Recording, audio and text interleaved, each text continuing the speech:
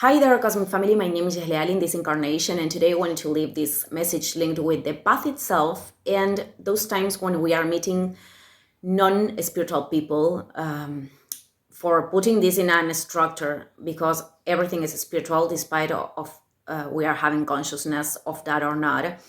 And I think it's important to clarify that we shouldn't be in agreement with with all the people that we are meeting.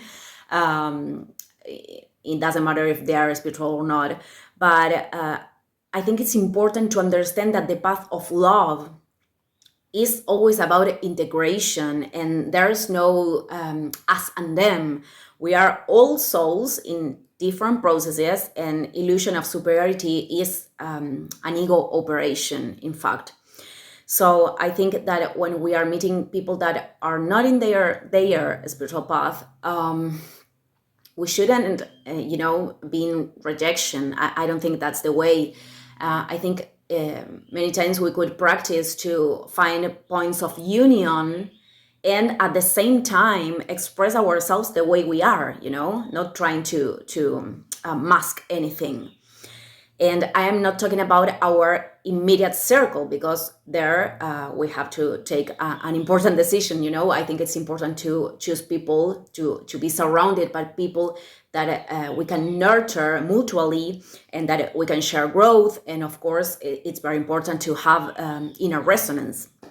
So when we are meeting people that are not in this path, I think it's important to not force them. Of course, this is not about evangelizing people. And actually, the spiritual call is something that can only come from the inside. This is not something that can be put from the outside.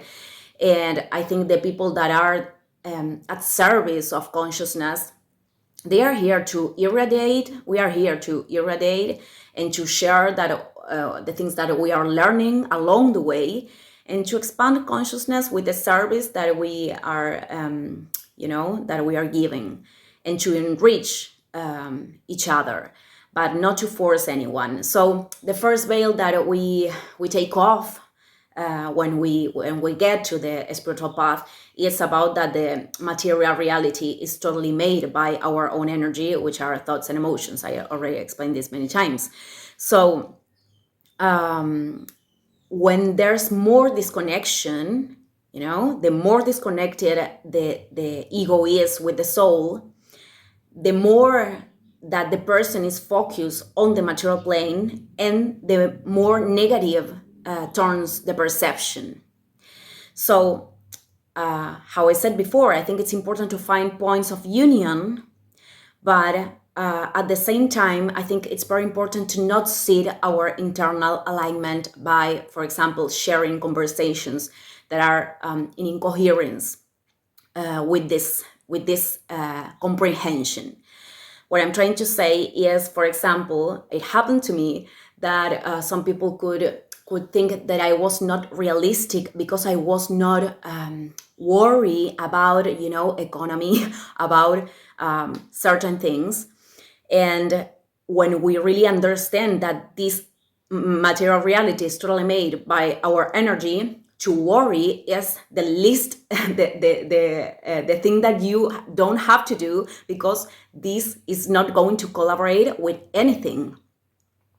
In fact, to worry is what feeds problems and obstacles. And this still happens when we are in our spiritual path, but we know that we have to return to our alignment in order to transcend those obstacles.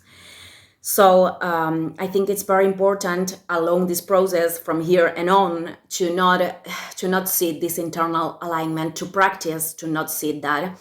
And it doesn't matter how the other people can perceive the reality, because it's their perception and it's okay. We can respect that.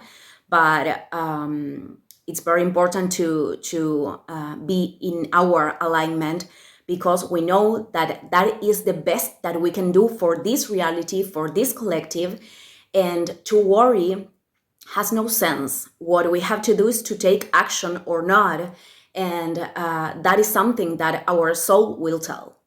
So I just want to leave this reflection today. Thank you, everyone, and see you in the next video. Ciao, ciao.